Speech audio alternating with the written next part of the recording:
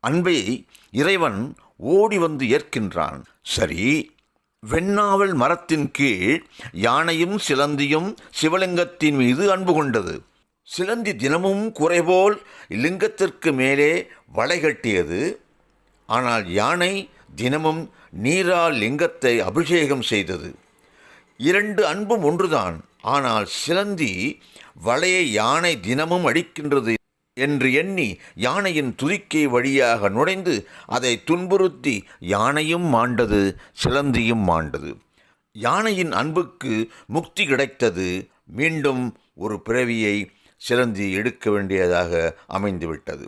அவரே திருச்செங்கன் நாயனார் என்று கொண்டாடப்படுகிறார். மாறா அன்பு, அயரா அன்பு, வில்லா அன்பு, இடையரா அன்பு அதை வெளிப்படுத்தும் முறையிலே வேறுபடுகின்றது. சீர்பட்ட அன்புதான் சிவலிங்க